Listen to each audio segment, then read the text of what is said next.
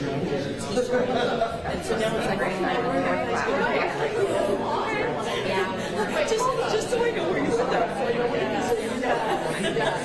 People have been yeah. Oh my God, you're doing I know, exactly. He doesn't have that much to do, right? That's all of it. Yeah, it's just like, well, I know he's from yeah, but there's so yeah, you don't have all that. But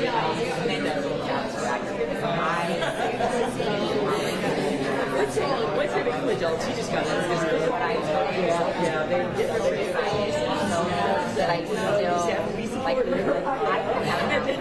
behind your back. Oh my God, you're right. So I again, and a granddaughter is getting ready. No, and I clear. I was kind of struggling to well, she's just you're and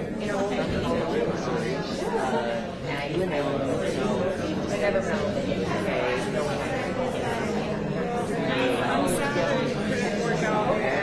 And I got off that ball, and I was so excited, and I Graham was like over for so long, and but anyway, we did right. You could see something in the hour. Yeah, exactly. Yeah.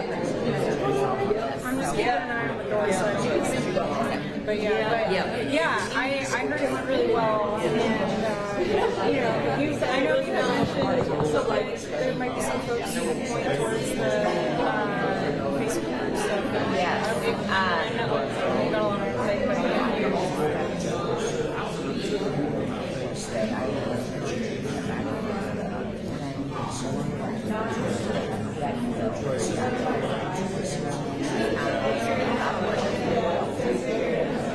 I've been on that's great. Like next time I'm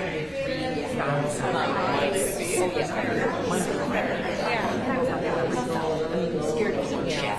It's like next time they're afraid to do anything. Yes, those are all the petitioners, they show capitals, and they help me do everything. It's important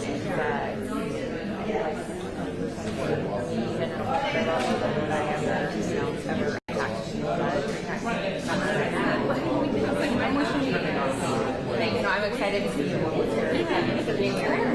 So nice to meet you. Nice to meet you. Caitlin. Yes, nice to meet you. Okay, I'm sorry. I'm always like, no, I'm supposed to be No, I totally get it. Hopefully it's educational. Yes. I'll say there's a lot of people who have seen it, and they've been at this with us for 10 years, and they've condensed it all together in 30 minutes or 20 minutes. Hopefully it's impactful. This isn't just come about, it's right. It's been a long history. Hopefully it helps educate. Yes. As you're out talking to voters. Yes. Well, again, hopefully this will actually be helpful for you when they say, what's happening? You don't have to serve, this is what's happening. This is because this is purely, there's no lobbying here, there's no private support. This is strictly educational today. But you're going to be able to tell. We're assigning accountability and responsible. So. Yeah, good for you. I admire all the work that you've been doing. I thank you for jumping in and I think people and important. Really important. Right. I'm kind of the same story. I wish I could shut up, but I just can't. It's not so much that you want to, it's just like you totally accept sitting on the sideline. Absolutely not. So. No, that's sadly I think that's what it comes to for a lot. But I'll tell you, those are the people I want to that said I can't do this because no, that's not the case. Right. I do this because it's important. It's important for my family and all the other. Those are the people that get in there and do good. And hopefully, So yes, let us know. I mean, so our campaign and we are endorsing and we're staying on that. Yeah. I'm endorsing this type of thing. Right. Where they're walking. Yes. Just very factually. Yes. And then likely, we'll be finding ourselves putting responsibility on people's capacity. Yeah. How are you? Would you mind if I got a picture of myself? Yeah, that's great.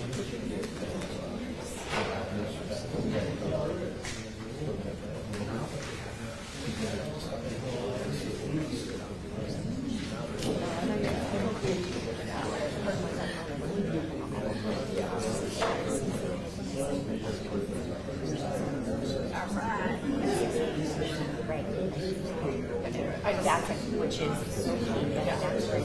We're getting taken out. No. Yeah. Yeah. Yeah. Yeah. You know, exactly. And I think most of us see through that, but you have really good perspective there. And right. There's a right way of doing it. Yeah. And we're one of the last, so. We absolutely are. Some pathways, some demonstrated avenues, yeah. No, I know it is. Great. Well, it was really nice meeting you. Nice meeting you. Thanks so much for coming.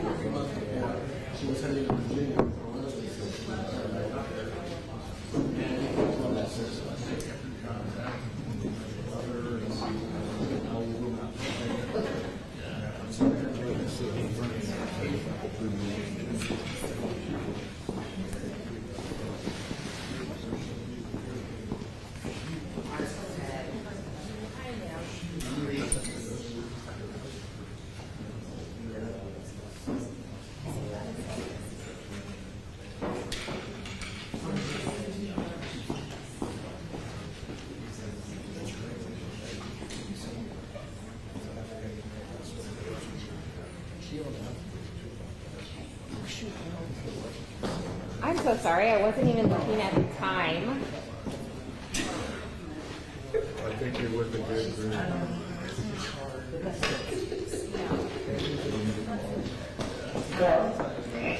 I apologize, I've been up here just talking and taking selfies, and I have not looked that we're 10 minutes from when I said we would be starting. Well, thank you so much for being here. My name is Krista Eggers, and I am the Executive Director for Nebraskans for Medical Marijuana. And just really encouraged to see all of you here tonight. We know that Nebraskans are confused, they're angry. What is going on with medical cannabis? The people passed it, what's happening right now? So hopefully tonight I'm going to take you a little bit on a chronological timeline of where we've been, where we're at now, and where we're hoping to get and where we need to be. So I know everybody has questions. If you'll hold off with questions, hopefully I may answer it in my presentation. If not, at the end we can talk, and I'll do my very best to further educate you on, again, the status of everything.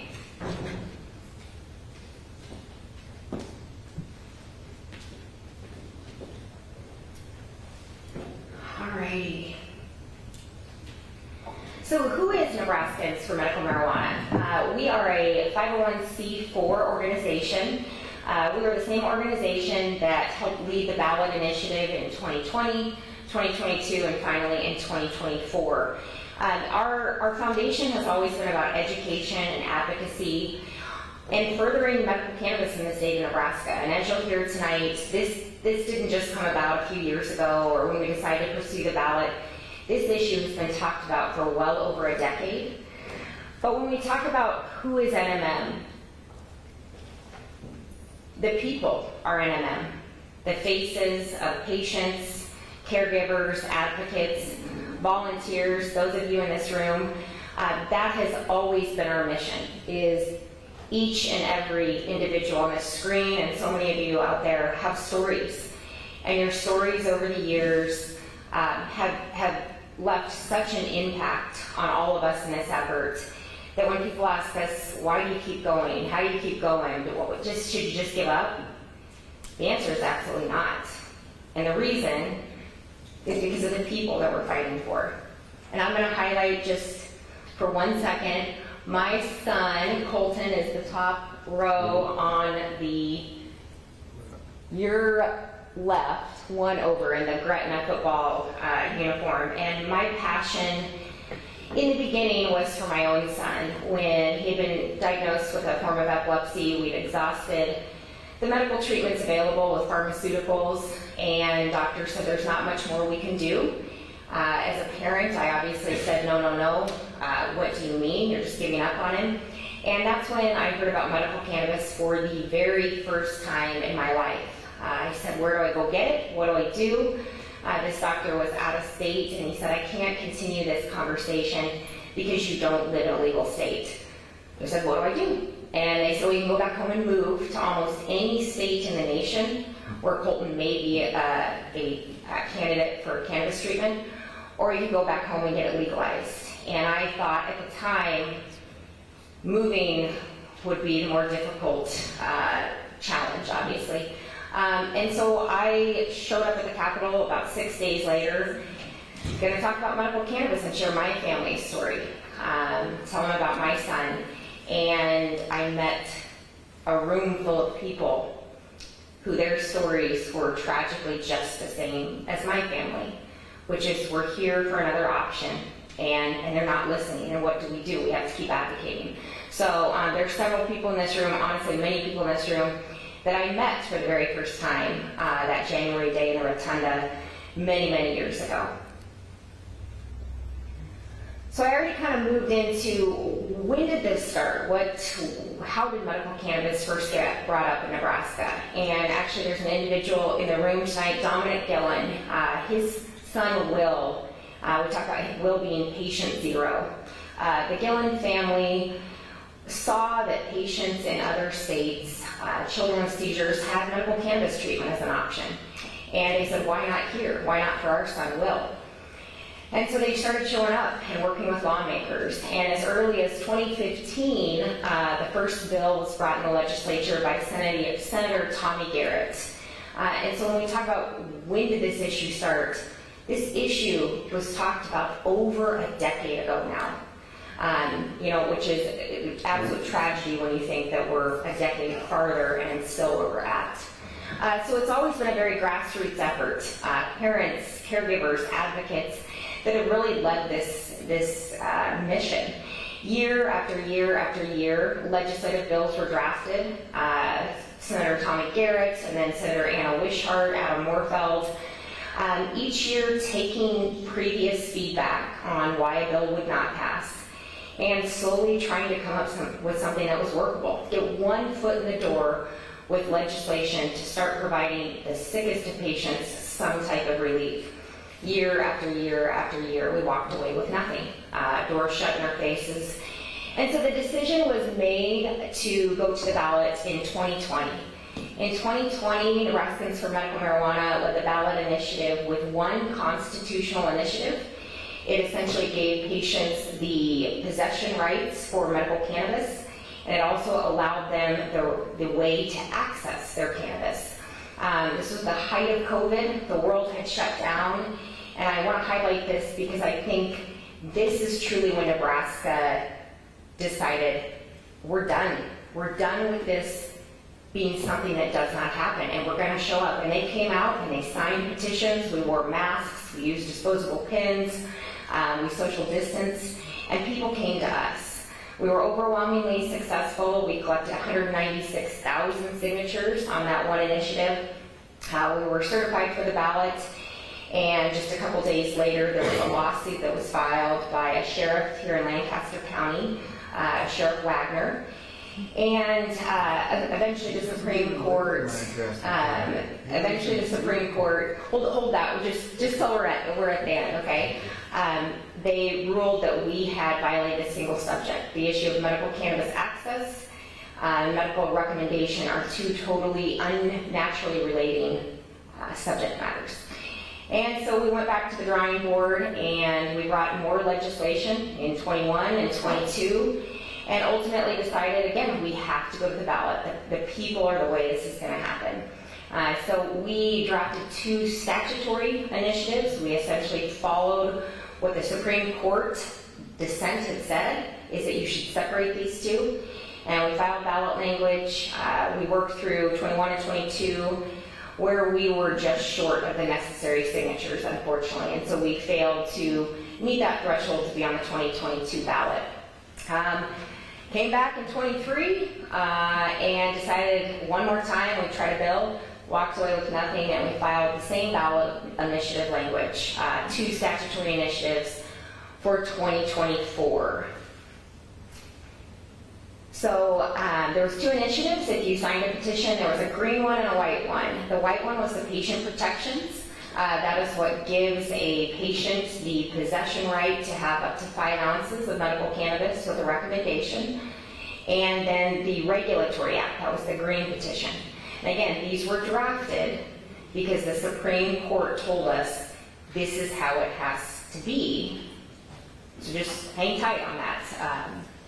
So we needed 87,000 valid signatures on each of the 2 initiatives, including 5% of the voters in at least 38 of Nebraska's 93 counties. So we set out on the petition trail again. I'm sorry, I went over this a little bit, but the Patient Protection Act, I do want to highlight, decriminalizes 5 ounces. And the reason I want to highlight this now is because we're going to talk about what's happening now and the interpretation of the ballot language that people passed. There was no restriction on product type. It defined cannabis as the entire plant, all parts of it. It allows patients to designate caregivers, in the case of a child, for instance, and it required the way to access, to have that decriminalization and possession right, is to have a written recommendation from a healthcare practitioner. And a healthcare practitioner was already defined in statute as an MD, a doctor of osteopath, a nurse practitioner, or a physician's assistant. But we explicitly made sure that a doctor under the Uniform Credentialing Act in any state could provide this recommendation. Knowing a little bit of the limitations of healthcare here in Nebraska, especially as we get up and running with this medical system. The Cannabis Regulation Act, it set up the Medical Cannabis Commission to regulate the phases of the manufacture, distribution, delivery, and dispensing. So that's essentially the growing, the producing the product, the transporting the product, and then the sale of the medicine in the dispensaries. It did not give the commission any authority over patients or practitioners. It didn't give them protection or penalty authority. And it did set up the commission, Medical Cannabis Commission, to be ex officio 3 members of liquor control, and then 2 additional that the governor may appoint. And I do want to highlight, I know there's a lot of concern, and maybe a little bit of outrage, why is liquor control involved? Well, we did that. The people did that. That is what the ballot language read. And what went into that is knowing that we have had an incredible opposition for many, many years. And when you set up a new commission from the ground up, you have just a couple options. One is to let the governor have sole control of setting up this commission with the people that he wants and the timeline that he ultimately may choose. That wasn't a good option. And so we looked at what regulatory commissions are present now that we can give some of the authority to. DHHS is one that many states use. DHHS has been long opposed to this for over a decade, as recently as even just last legislative session. So DHHS was not an option that we felt was good. Liquor control is where we landed. So I just want everybody to know that people did that, and that's what went into it, was somewhat the lesser of a couple evils. We didn't know who that was. So back to gathering petitions. Many of you in this room helped and advocated and supported by collecting petition signatures. We submitted approximately 120,000 raw signatures on each of our 2 initiatives on July 3rd of 2024. It was a phenomenal day for so many of us, and I think for the state of Nebraska. And just a fun fact, on this issue, over 3 ballot cycles, approximately 700,000 signatures have been gathered. That would be the most signatures that any one issue in the state have ever gathered, no matter how many ballot cycles it's ran. So that is a testament you know, it's a testament to the support that's in this state. It's a testament to the people behind this. And it's a testament to the people of Nebraska that year after year after year we came back and we said one more time. And they said, I'll sign as many times as I have to because this issue is important. On or around August 30th of 2024, we were officially certified for the ballot. The Secretary of State let us know that we had the valid signature requirements and county threshold met. Phenomenal day. We were given ballot initiative 437 and 438 titles.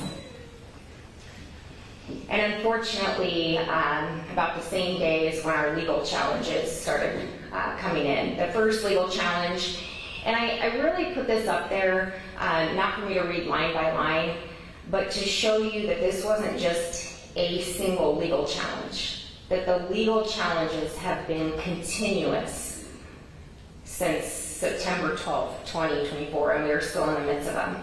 The first challenge was, we call it the signature case, signature validity case. And plaintiff John Keene, he is a former state senator appointed by then Governor Ricketts. He filed a lawsuit on about 7 different challenges.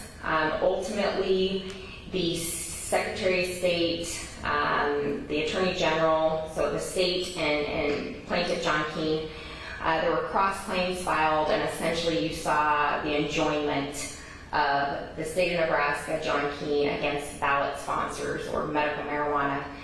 It was specifically the ballot sponsors. I was a ballot sponsor, so those are the named defendants on our side. It was put in Lancaster County District Court, and ultimately some of the challenges that were brought early on were tossed, but the signature case is what carried over.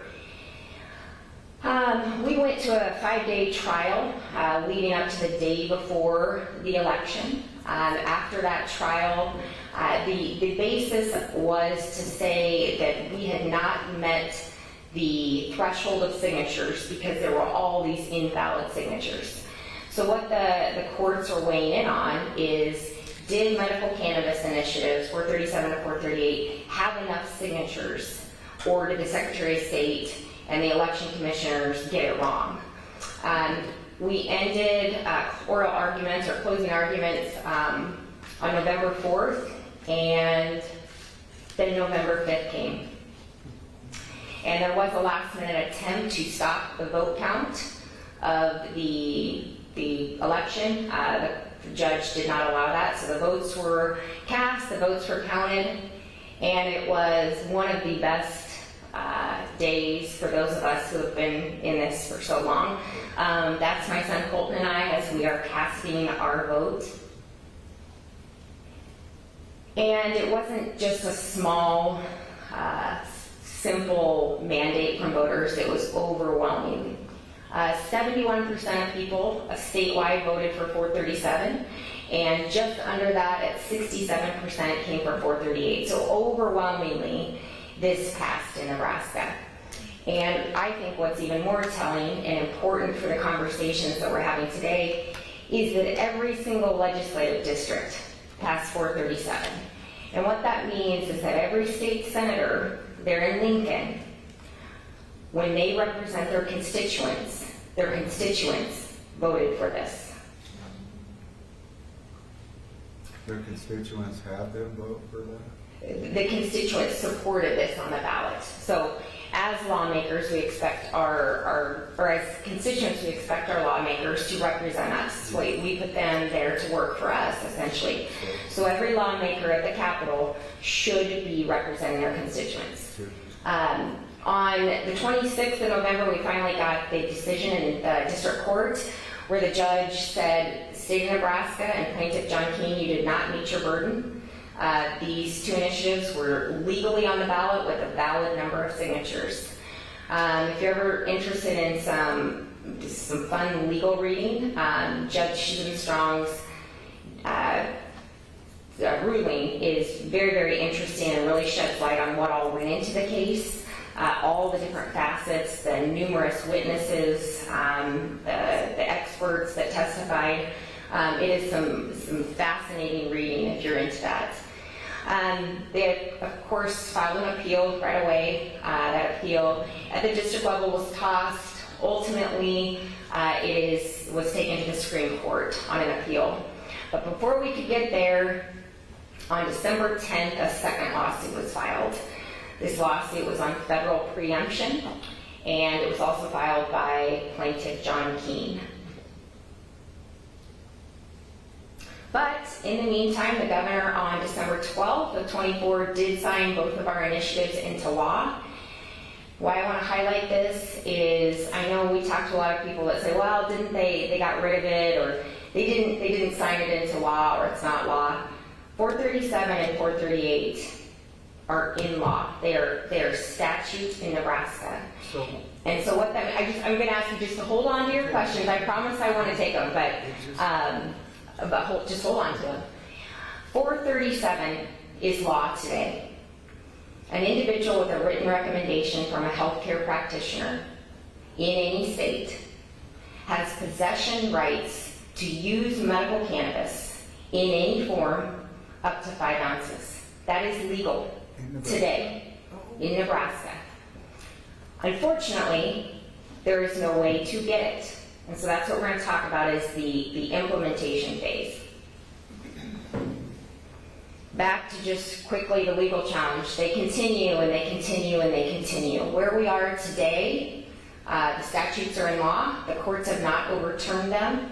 We are waiting for a decision on the signature case on appeal. We had those oral arguments this last December. The Supreme Court will issue those any Friday at some point. We are waiting anxiously for that. And the other case has an appeal in the Supreme Court and oral arguments have not been heard. There we are. We are 522 days into litigation on this. I want to highlight that because those of us that have fought for this for all these years, that's where we're at right now. And so I think it's a testament as I see people in this room who have continued showing up. They've continued showing up even though this is still going on, and that what we worked so hard for is still uncertain. So what were the expectations from voters? When people cast their votes or signed petitions, what did they expect to see happen with that? Well, I think number one, they expected that their vote would be respected and heard and made very clear.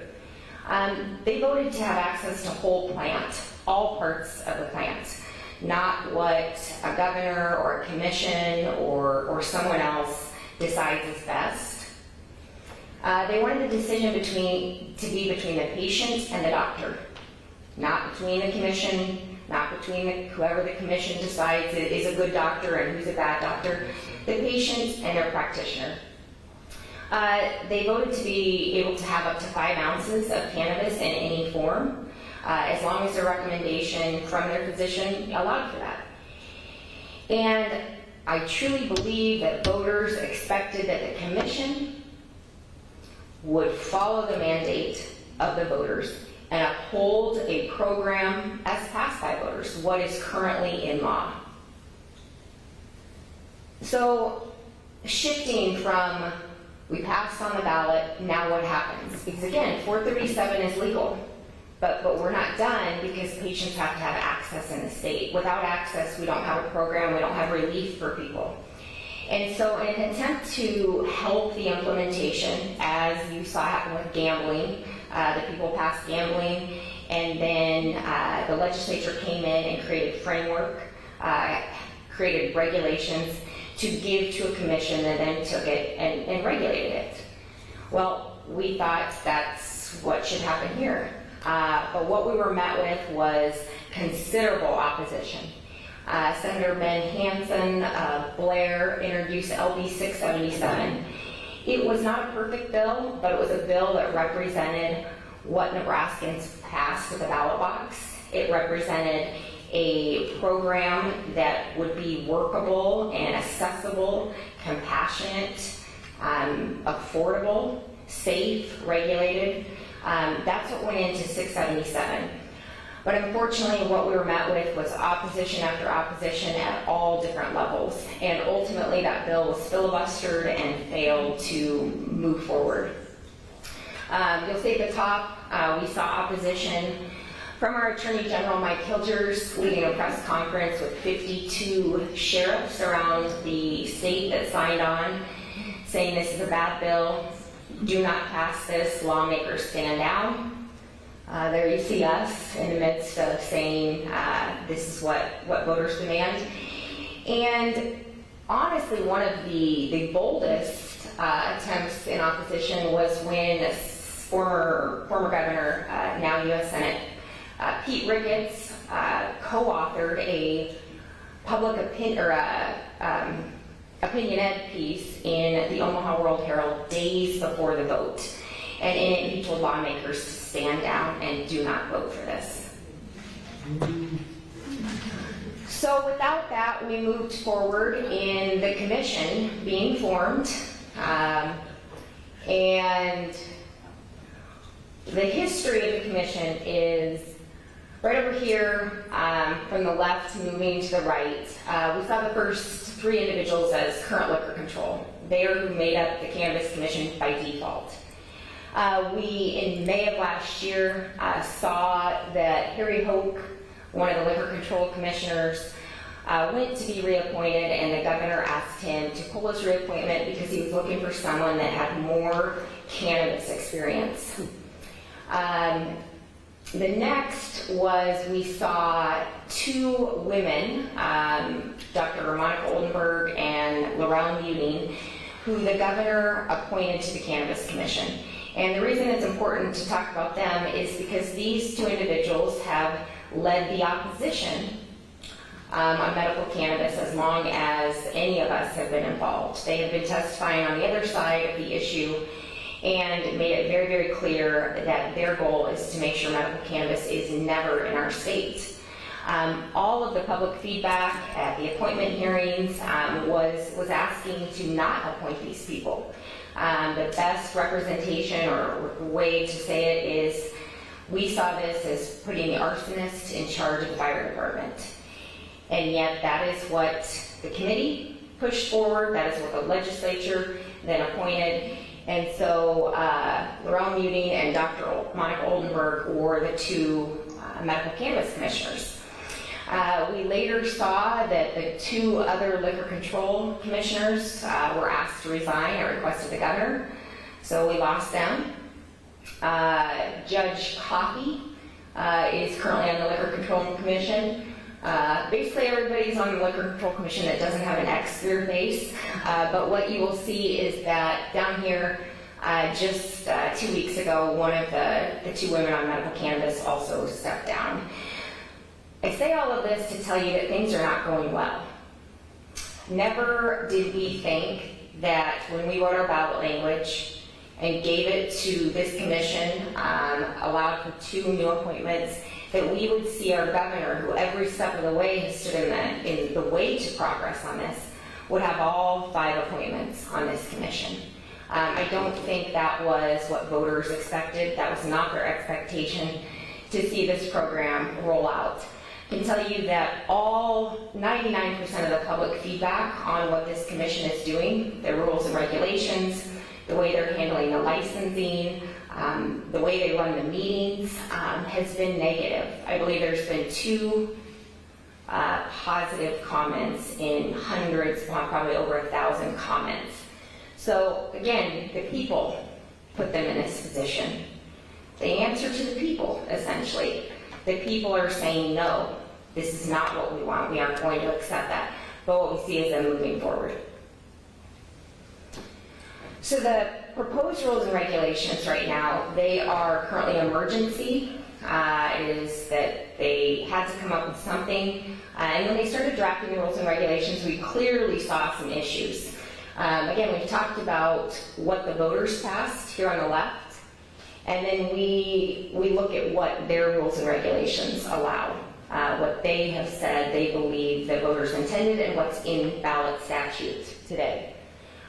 We see that they've narrowed products to pills, oils, topicals, tinctures, suppositories, transdermal patches and vaporization via nebulizer inhaler, and also no type of flavoring, no natural flavoring, no artificial flavoring. They have capped the THC amount to 5 grams in 90 days. Now, it's okay if that doesn't mean anything. I'm going to tell you about a patient who has stage 4 pancreatic cancer. She is using something at the recommendation of her doctors in Houston, Texas at MD Anderson Cancer Center, a world-renowned Institute of Health for Cancer.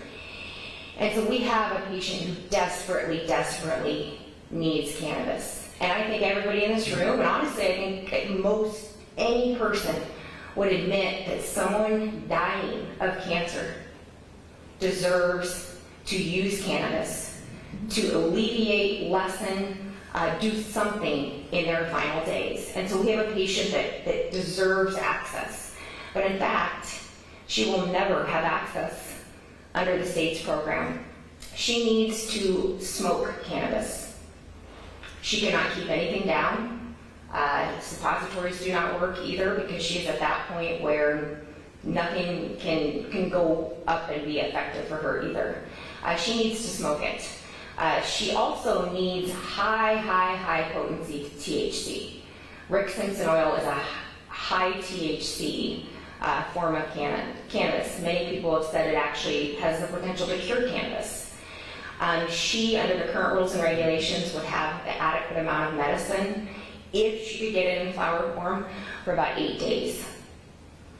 So then they said she just needs to wait the rest of those 82 days until she can get her medicine. The other thing is that, again, using this patient as an example, her specialists are down in Houston. There was no specialist to provide her treatment here in the state. She cannot get a recommendation under the state's program from her specialist in Houston. Instead, there will be a practitioner registry set up of Nebraska-only practitioners that the commission okays, and that will be the only legal way a patient can get a recommendation. So to summarize, where are we at right now? Our organization, myself as a mom, as an advocate, believe we are watching what voters pass be dismantled every step of the way. We've got the commission, again, anti-cannabis individuals appointed to that. The proposed rules and regulation in violation of voter statute, and yet they move forward. I thought this quote was interesting from Commissioner Muting. We don't make our medical decisions based on popular vote. And while I think we would agree, the reason there is a medical cannabis commission is because of popular vote. And they were put there to listen to the mandate of voters. We see lawmakers.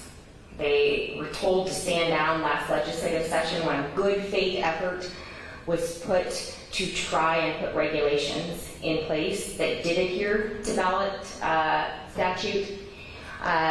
We have heard the Attorney General tell lawmakers to stand down, do not do anything. This is recreational. This does not represent the will of the people. And in floor debate on this regulatory bill last session, we see they want to pass this bill and they want to sell lots of weed and marijuana to the people. That's what they want to do. That's what this bill is about. It was Senator Jared Storm. And this bill is unnecessary, inappropriate, undermines the will of the people, and implements recreational marijuana. This is the narrative from many lawmakers in Lincoln. Our governor has made anti-cannabis appointments. He's inserted himself very clearly into the Medical Cannabis Commission in terms of what they are rolling out, their rules and regulations. In fact, we've heard the commission several times say, I just got these just moments ago. They're supposed to be writing the rules and regulations, so obviously they aren't the ones writing them. And he does claim that he supports it. He has gone on the record saying he supports medical cannabis. However, my advocacy for it is if you have a medical condition and you need it, you'll get it, but it's going to taste like crap, and it's going to be a bitter pill to swallow. As a mom who has given her life to this, that's not compassion and that's not support. That's a jerk. My son deserves medicine, Will Gillen deserves medicine, Leah Post deserves medicine, and patients across this state deserve medicine. And it's okay if we have to flavor it to make sure they can consume it and they don't vomit it. If they need it in an edible form, it's not because this is recreational, it's because that is the form that they need it in. And ultimately, that is what voters passed. And so we have a governor who has inserted his own opinions and oppositions that we're going to have cannabis, but as he sees fit. Clearly, the Attorney General. The Attorney General, everybody obviously has followed along on the litigation with medical cannabis. But we've also seen him insert himself in, again, the passage of legislation last session, where he told lawmakers to stand down, again, took out an op-ed piece, and in a press conference said that the bill is not about the will of the people. And finally, and actually something very timely, is what's happening at our federal level. What are our federal delegates doing? Although they're in Washington and we're here in the state of Nebraska dealing with state level, we know that former Governor Ricketts and now U.S. Senator Pete Ricketts has long been opposed. Most everybody will remember his famous quote of marijuana will kill your kids. If we legalize marijuana, it's going to kill your kids. That's what the data shows. Well, the data does not show that. That is not factual. But we have now seen his opposition that was at the state level carry itself all the way to Washington, D.C. And just this last week, we received word that every year there is a CJS appropriations bill that is drafted, edited, and then sent to the president to sign off on. Within that bill, there is a rider that has been there since 2014 that says that the DOJ and DEA will not be allowed to come in and interfere with state legal medical cannabis programs. It provides protections from the federal government coming in and intervening. Now, every single year, new states that have legalized medical cannabis are added to that rider. Nebraska was not added to that rider. And Nebraska represents the first state that has ever been left off. Now, what impact does that have? What do we think happened? We believe that they were alerted. Senator Deb Fisher is on the Appropriations Committee that this bill went through, and we did not see any of our federal delegates step up and say, my state's not included. Hold on. And in fact, all 5 delegates went on to vote for this bill. It went to the president and it passed. So Nebraska is left yet again in a gray area of, could the federal government come in and interfere? We don't know, but we don't have protections as every other medical cannabis state does. And the failure is on our federal delegates who did not make sure their own state was in there. And I want to end by talking about this delay and the dismantling and the slow walking. What is the cost of all of that? And the cost is human life. In my very first slide, you saw a bunch of people that represent so many stories, so many advocates. And these advocates on this screen are those that have been part of this effort, part of this mission, and they are no longer here. And so at the end of the day, this delay and what we are watching happen, the consequences are horrific. And there's too many patients that, unfortunately, their stories are the same as these individuals. I personally have worked with or talked with 41 people that, since I got started, are no longer here. That's 41 too many, and every single one is too many. And then we're asked, what do we do? what do we do? Our federal delegates are failing us, our local lawmakers, our attorney general, our governor. We feel failed. The voice of the people doesn't seem to matter. But what's clear, and by looking out at all of you tonight, is we will not stop. We have not stopped up until this point. And it's because people that we care about and people we love, this is our life. And there is no choice to walk away. And so that is why we will continue. And how do we demand accountability? You know, tonight is about education. It is about sharing the facts with you. What you do from here, you know, that's for you to decide how you feel about this issue. Do you agree with what's happening? Do you not agree? But reach out to your lawmakers. You know, they work for you. They were put there because of the people's vote. And if you don't agree that what they're doing is representative of your vote and your voice, then you need to let them know. You can submit public comment to the commission. There's bill hearings. You can follow our webpage and our Facebook to know what those are. And I will tell you, it does matter. I know for 10 years we've asked people, activate. But it's important that people keep showing up. Every single voice, every single comment is part of the public record on these things, and that does help hold accountability to people. Run for office. What I've learned is who we have representing us can dictate whether my voice and my family's voice and my son's life have value and meaning in some people's eyes. And so consider running for office.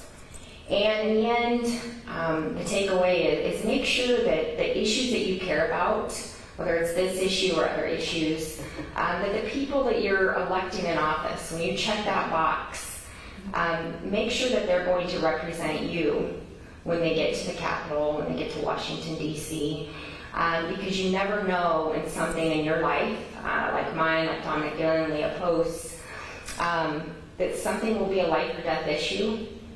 And I can tell you, you hope that you have people who are going to look with compassion, but at a minimum, they're going to represent your vote when it matters. So I will now take questions. Thank you so much for listening to that long. I hope it was helpful to take you from here to there.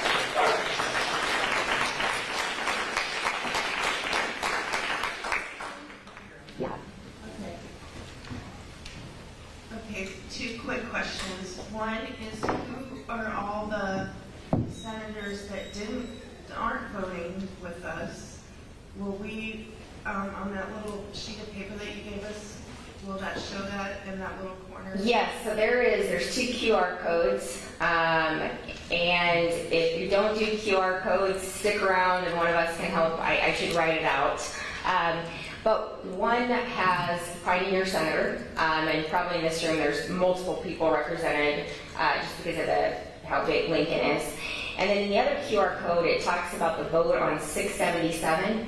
Since the ballot initiative passing, the only vote that we have is on 677. Unfortunately, at the end of the day, it was not a full vote on the bill. It was a vote for cloture. But it will say where your senator voted. And I believe it was we had 23 out of 49 people that voted yes on cloture. So we had a lot of individuals that their state senators were not representing their constituents last year. Okay, and my other question is, how much money has it cost our state for all these lawsuits that they've been filing for all the stuff? I mean, isn't this costing us a lot of money? Well, I can only factually tell you that it has cost us a lot. So yes. Some of this has been on the private side of a defendant, or a plaintiff, and so it's hard to say. There's not much accountability at this point with that. But yes, the Attorney General's office had representation every step of the way, has had briefing on every single case. And so while we don't know what that number is, I can tell you it's got to be very, very large. And so yes, I do believe that that there are taxpayer dollars or taxpayer resources being spent. Because even if we're not paying specifically for litigation on this, there's a certain amount of money appropriated for the Attorney General's office to work. And they have done a lot of work on this issue. So I hope that, I don't have a clear answer for you on that. That's kind of what I can say. Thank you. Yeah.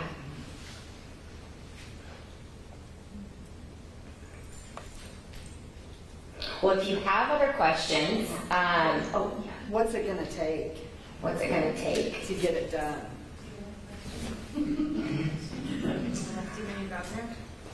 I believe that we have seen for the last 18 months that what the people passed and how they spoke and the clear mandate that they gave loud and clear is not being upheld. I do believe that parents, advocates, citizens of Nebraska, voters have done every single thing that ever should be required of them and then some. And it doesn't seem to matter to certain individuals in office. So yes, I believe that we do have to see change in that way. Can I add something to that, to just get on a soapbox here? Right now, LB 1235 is before the legislature. It is what is being quoted as a fix-it bill for the stuff that was done last year. And for me personally, I've labeled it a fix the mesh that you let the commission create bill is what it really is. What they are attempting to do, in my estimation, is to rewrite 437 and put it into new law so that it would basically eliminate what is already there. Okay? Now they're dressing it up as, well, we're giving the commission some of the things they need in order to do their job. Well, you know what? You can put lipstick on a pig, but it's still a pig, all right? And to quote not really, maybe that wasn't very funny, but anyway. But the point is, if there is any point or part of that bill or an amendment that takes away patient protections, it screws everybody. It screws everybody. Pardon my language. And you know who's behind writing those bills? The Attorney General. So let's go back a little bit in the timeline here. The Attorney General has threatened from the beginning that he would take the commission to court and sue them if they started issuing licenses, if they started following through on the things that they're supposed to be doing as a commission. Up until this point, he had done none of that. Well, in my estimation, it's probably because, you could draw the conclusion that if he's writing these bills, he's writing them getting them written in such a way that he doesn't have to bring litigation. So he doesn't have to follow through on the threats that he's been making, especially in following through on those threats in an election year. So that, to me, right now, for me personally, the crux of the issue is 1235 and making sure that it doesn't get anywhere, because it's not good and it won't be beneficial. And no matter how much of it, if 95% of it is okay, if there's 5% that takes away the ability for my son Will to get whole plant medicine, which is what he needs, and I've made that clear to the governor when I met with him personally, and he looked at me like he didn't know what I was talking about. And that's the only way it's going to happen. Right now, he can go when we can get it for him. But if that passes and they change the way 437 is written currently, that will go away for anybody that's got a card from another state that has legal protections right now. It won't be available to them. The doctors that they have made recommendations to them won't be worth anything. So for all of you right now, to me, in my estimation, look at 1235, look at the amendment that is supposed to have been dropped a week ago, that still hasn't been dropped, that's supposed to fix some of those things that were concerns, and start there. Because that could be, as far as I'm concerned, anything the Attorney General has his hand in, there's a bomb in there someplace waiting to go off. And I'm sorry, I don't trust. There's an ulterior motive for the fact that he's writing all this stuff and isn't following through on his threats to sue. It's not, I think everybody in this room knows what 2 + 2 is. And so, my personal opinion, take it for what it's worth. Yeah. Thanks, Dominic. Hi,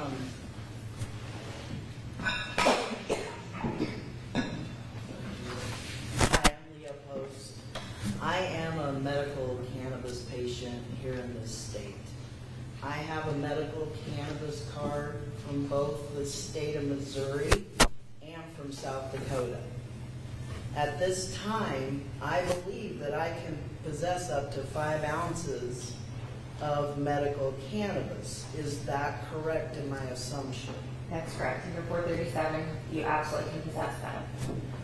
So the gray area is if I go to the states where I can procure medical cannabis legally, am I breaking the law if I come across Nebraska?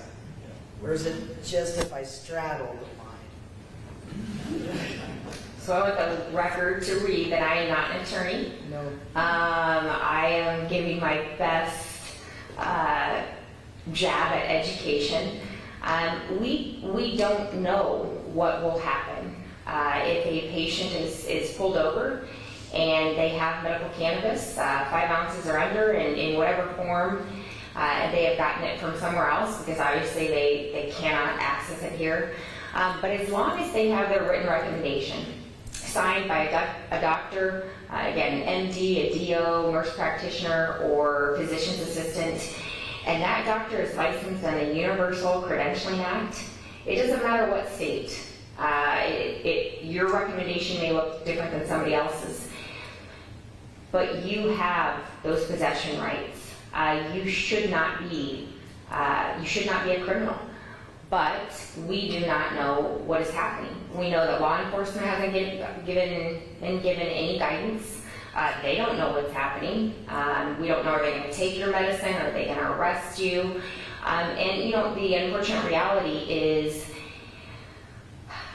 the Attorney General is the individual that should be giving that guidance, some clarification. This has just been designed for every step of the way to fail.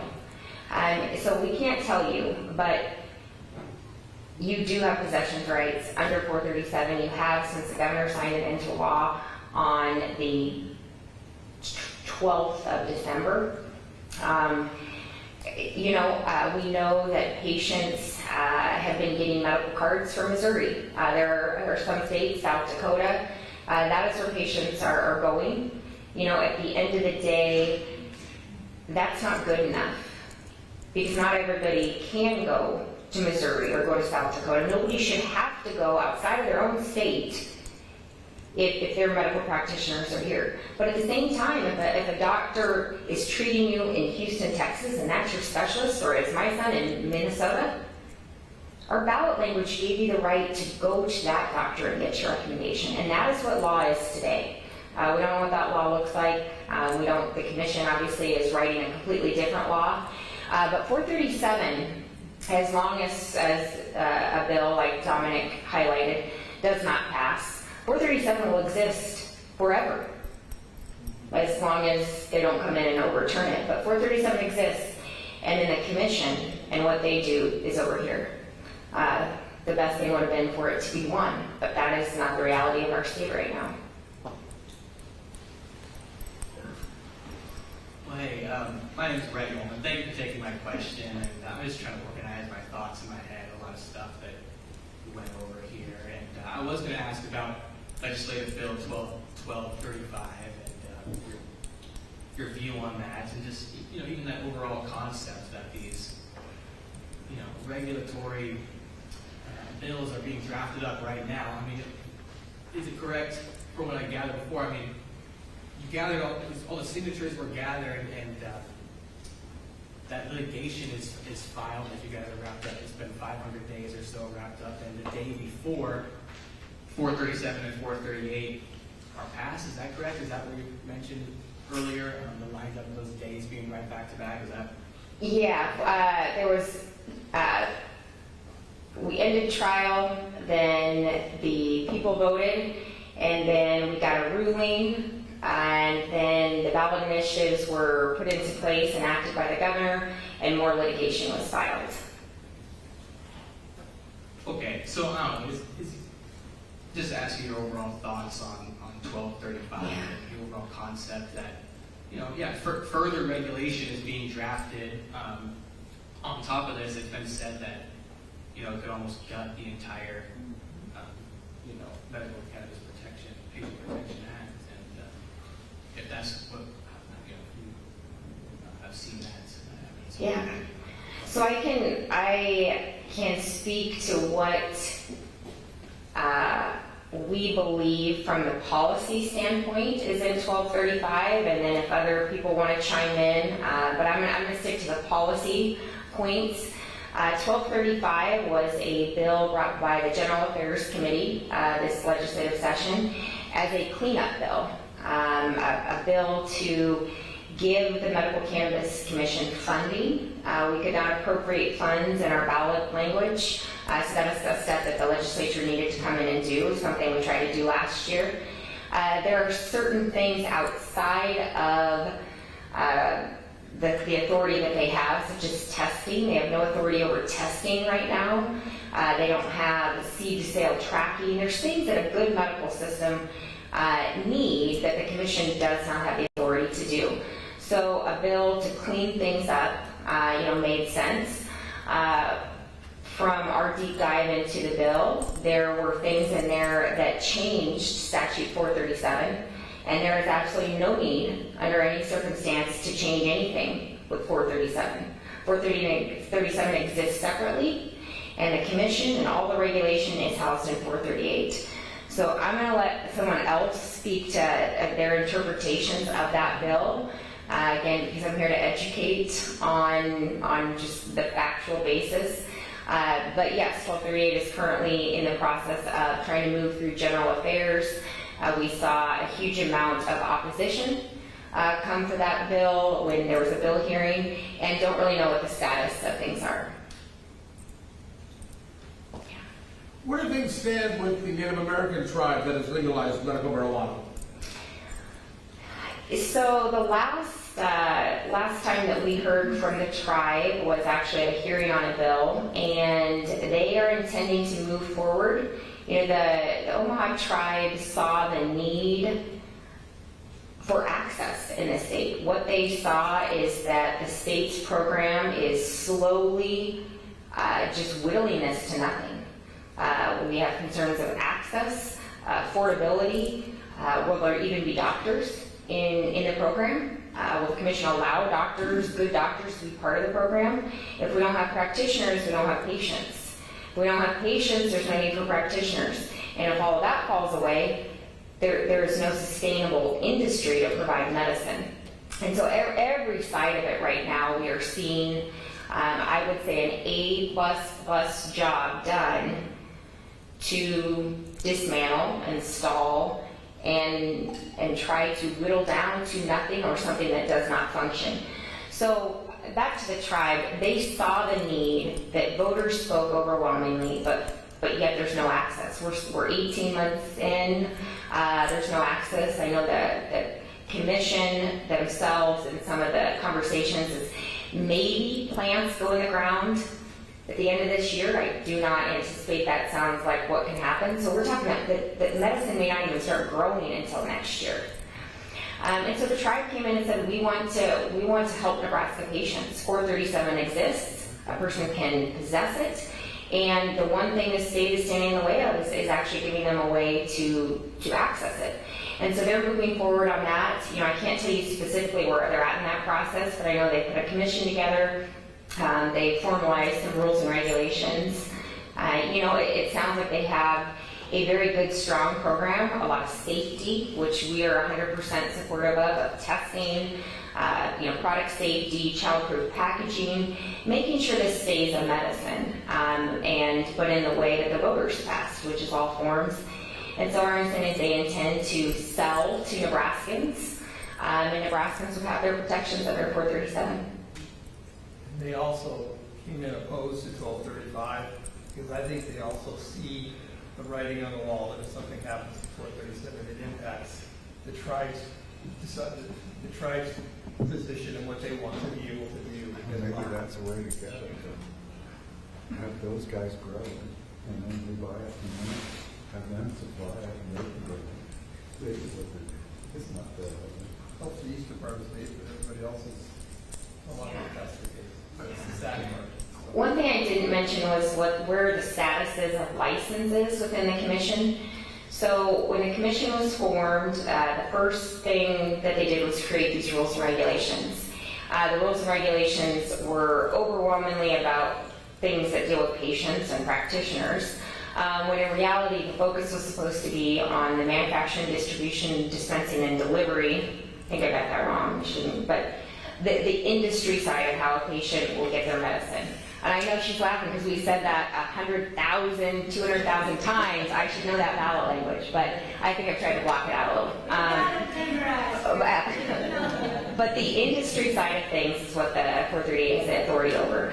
So they, from back and forth, they authorize that there will be 4 cultivator licenses, 4 manufacturer licenses, up to 1 transportation in each judicial district, which there's 12 judicial districts, and then 12 dispensaries statewide, 1 in each judicial district.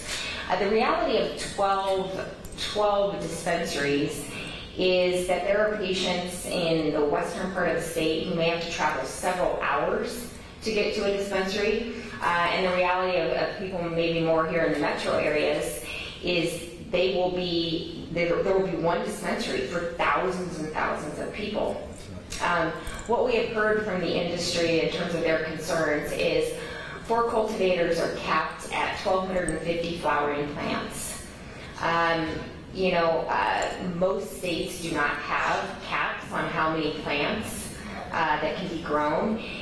And so there's a huge concern that there will not be adequate supply to supply onto the manufacturer. The same thing with the manufacturer.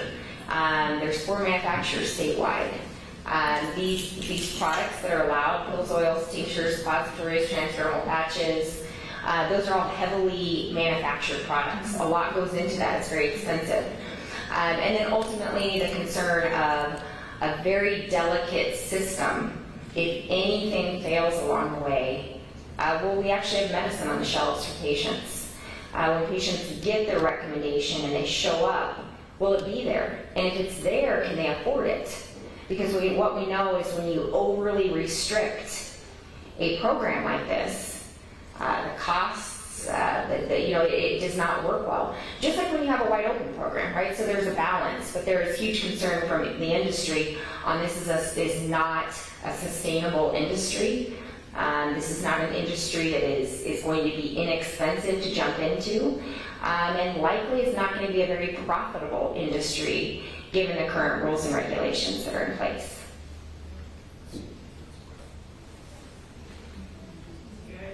Yeah, I just had a quick couple questions, and all I need from you is yes, no, or I don't know, right? Pretty easy. Were you aware that the Ricketts family spent millions of dollars in donation to the University of Florida for Ben Sass to be president? Maybe no. I feel like I'm up here, Reggie. Should we let the crowd say yes or no? Yeah. I think that's maybe more appropriate. Aware of that? Maybe, I don't know. I don't know would be an answer. I can speak to that for a second. Yeah. I've heard that rumor, and I've looked into it. Florida laws are such that sunshine laws are such, they don't have to tell you it's crap. And I know that other reporters have looked into that rumor too. So, I think the answer would be, we don't know. It makes sense, it's plausible, but I couldn't say for a fact that that's what happened. So, are you aware that the Ricketts family spent over or around $1.5 million to get Jim Pillen elected? Yes. And when Ben Sass went to the University of Florida, are you aware that Pillen placed Pete Ricketts into the Senate seat? Yes. So, is it a possibility within the realm of possibility that Ricketts money is behind fighting this initiative to give sick children their medication? I will say yes. And the last question is, are you aware that Joe Ricketts, the father of Pete Ricketts, in 2025's net worth went from $4 billion to $8 billion? Wow. Last question, that's all I have. I got one to add on. Are you aware that when Ricketts family still owned Ameritrade, that they were trading stocks with 32 different cannabis producing companies? What? Yes, ma'am, go Google it. It's true. They only quit Why is that not when out? they switched over to Shaw in 2020. Yep. Wow. So they have been making money on this all along. It's been going on in the government for decades. Bronner, I can't remember his name, he also started a cannabis stock company after he opposed it for years at our federal level. I am not an attorney, I just want to say this. I just like to educate myself, and I've gone through rabbit holes of lots of things, but I do want to encourage everyone to remember that 437, like Krista just stated, is packed. And Jim Pillen had his call-in show on the radio, and I did call and ask him what he is planning to do to implement it into the law. And his response, well, prior to my question, him stating on the radio that he does not believe us as Nebraskans have the right to pass initiative ballots, which that is our right. And he does not want us to have that right. He said it on national radio. So I think that should be a key thought in everyone's mind when we go to vote for our next governor, because it's not appropriate for any public official to tell the people we don't have rights. I forgot what I was going to say, sorry. I am a medical cannabis patient, and I've been fighting and advocating for you all for years. I've been targeted by Lancaster sheriffs, so I'm not surprised to hear that Terry Wagner was a part of stopping it the first go around in 2020. They deliberately ignored abuse against myself and my children, which with the climate of everything that's been released, I'm sure it's not shocking to everyone now, but I've been trying to get everyone to see what's going on, because it's not just about cannabis. They fight this hard to keep us from medicine, a plant, but they don't even protect our children from predators. I think that it's time for everyone to get serious about voting for people who care about us. We need to get the buildings out.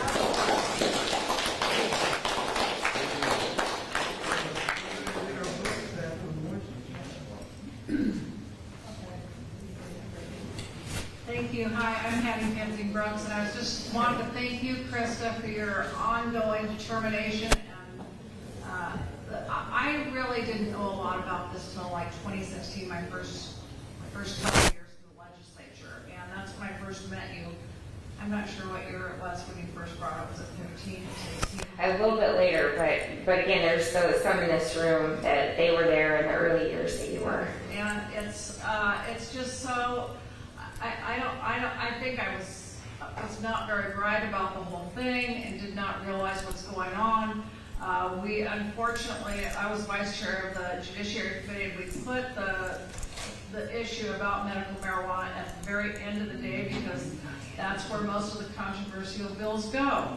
And so unfortunately, there were children having real issues during that hearing at the end, towards the end of it, and it was a terrible thing, and my heart broke, and I've learned so much, and all I can do is say I will help fight however I can.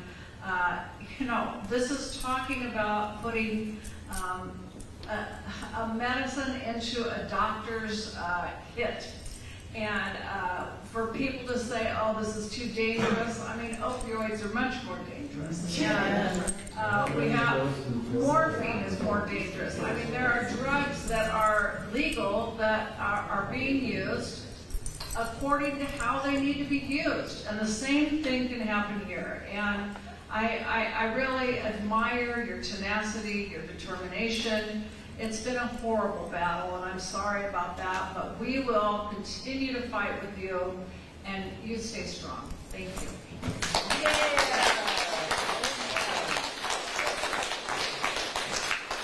Well, everyone can continue the discussion. I'm gonna get out from here. Oh, one more question. How much money do you still need? We are a grassroots organization. So you still need money? We absolutely we need donations to continue doing this, to put us on the road. This last week I was way out in western Nebraska and made stops to do the same thing, and the response, I will tell you, is overwhelming.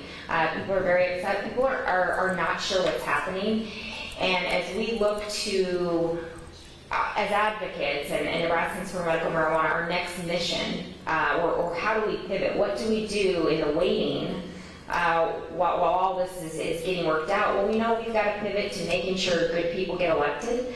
Where we're going to come in on that is just education, letting you know where current lawmakers have been, what they are doing, what they are not doing on this issue. That's what we're going to say.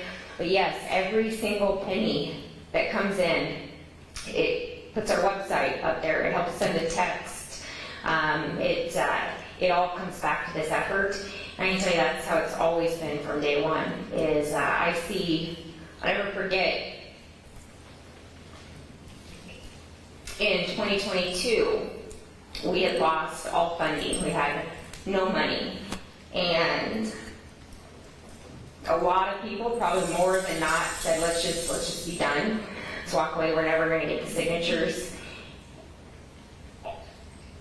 And I remember thinking, I think they're right. We need to go home. We need to pack up, and we'll come back and we'll do this again. But we're not going to get it done. And I was looking at the account, knowing that we had no money to print any more petitions. And I thought that was kind of a sign. No money, we're out of petitions.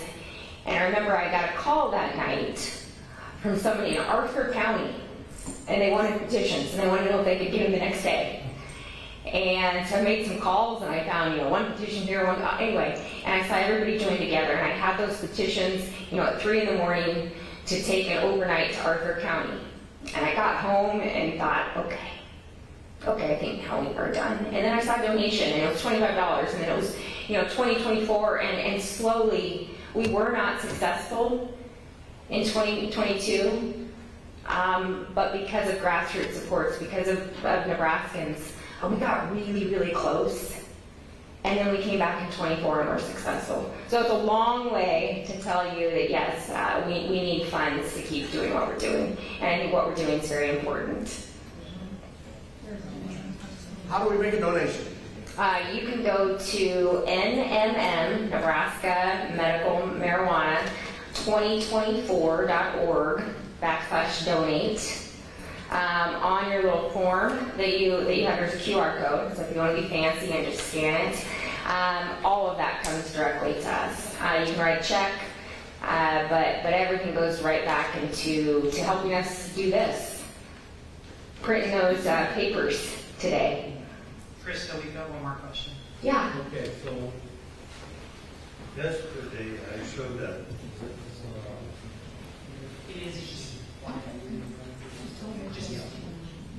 Yesterday, I showed up at 6 to come to the meeting. It was in the Journal-Star, and it was in this print. When I got home, my wife and I Googled it, and it was tonight. So I'm wanting to know if that's